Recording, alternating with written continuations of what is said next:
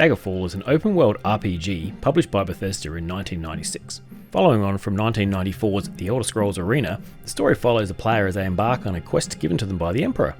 He sends them to free the ghost of King Lysander and find a missing letter.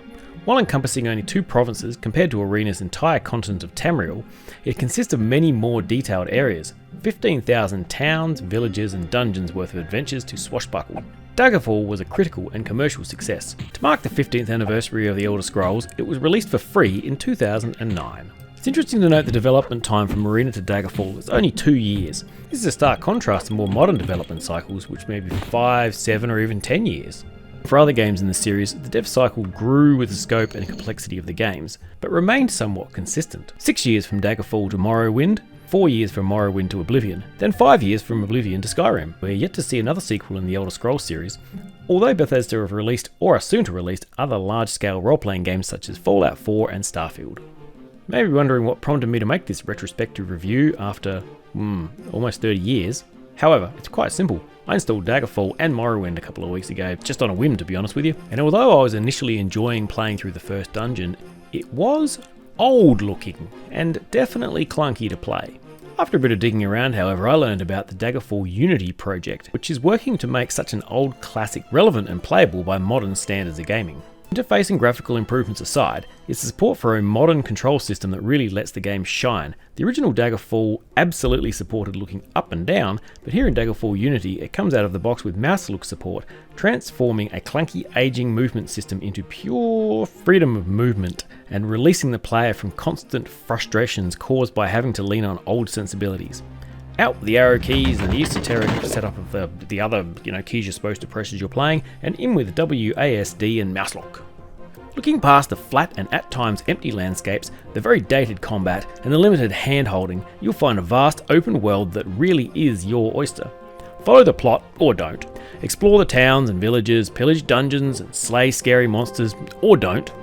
Wander around aimlessly and endlessly if you prefer. There are 15,000 points of interest, though there's probably more, it says 15,000 or more. There's guilds to join and rank up in, houses to buy, orders and religions to work for, and so many quests. Depending on what you do, these actions, like the questing and the guild membership and the religions and all that sort of thing, everything you do affects how NPCs will view you. You can even create your own custom spells and enchant your own items which you might have crafted yourself. If you're really unlucky, or lucky I guess depending on your goals, you might end up as a vampire, a werewolf, or a werebear. While I was putting this video together, I had to stop and ask myself, what did Daggerfall actually mean to me? And the answer is really hard to pin down because you see, Daggerfall was something that came along in between the old turn-based games that I used to enjoy, the SSI Gold Box games, and specifically Pool of Radiance and Curse of the Azure Bonds, plus the Buck Rogers game Countdown to Doomsday, which I loved, which was like a I don't know, a seminal game for me, something that always sticks out in my mind very clearly. I remember playing it, I got it just after it was released, and I remember playing that game like it was yesterday.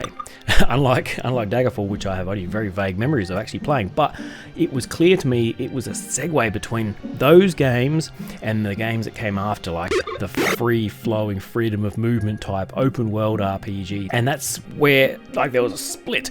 I never really got into the blobber games, things like Eye of the Beholder and Wizardry. I never enjoyed them and they never clicked with me. So there was this whole genre of sort of first-person RPG games that I never really got into and found it hard to enjoy.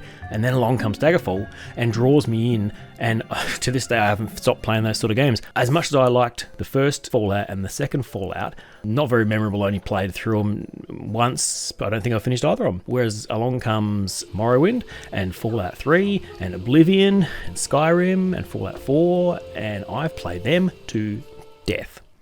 So I think for me, Daggerfall was that game that really spoke to me and drew me into this genre of RPGs. Now look, I haven't stopped playing the turn-based ones. I still play the hell out of things like Divinity and also the Pathfinder games. And anything that's got a turn-based series of combat, I'm currently playing co-op Solasta with some friends. But I hadn't really got into this whole first-person thing until Daggerfall came along. I purchased Daggerfall on day one in 1996 when it first came out. I'd never played the Elder Scrolls Arena, and I have actually no idea why. But I loved Daggerfall and I played it to death. But I do still remember the joy of the freedom and the openness of that game, something that was quite new at the time. It was only a couple of years after Doom had come out. And here was an RPG where you could walk around and pretty much do whatever you wanted for dozens, if not hundreds of hours. I'll admit, playing recently with Daggerfall Unity, I've only got through the first dungeon, out the other side, and into Daggerfall itself, where I've wandered around going to a couple of shops. I did most of this actually before I even used Daggerfall Unity, so I was doing it in the old system, so I tell you, it was hard to use. I tried remapping keys and all sorts of stuff, but adapting to the old way was probably beyond my now, 30 years or more of experience playing, newer games with newer control schemes. Being able to use WASD, having Crouch be the same key every time and Use be the same key every time across multiple games. So when Daggerfall Unity came along and I installed it and got it up and running, which really wasn't that difficult, it was like night and day. From the moment I jumped in, it felt far more free, and I couldn't even tell you why.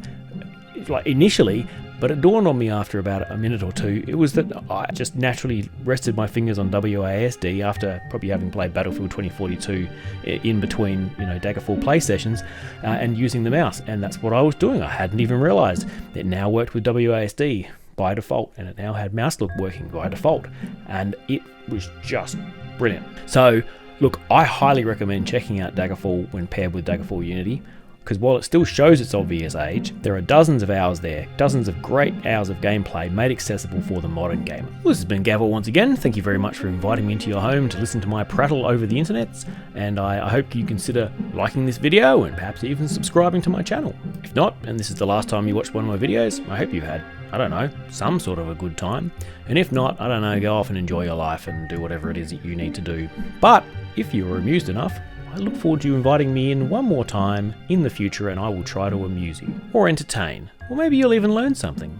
Till that day though, have a great life. This is Gavor, out.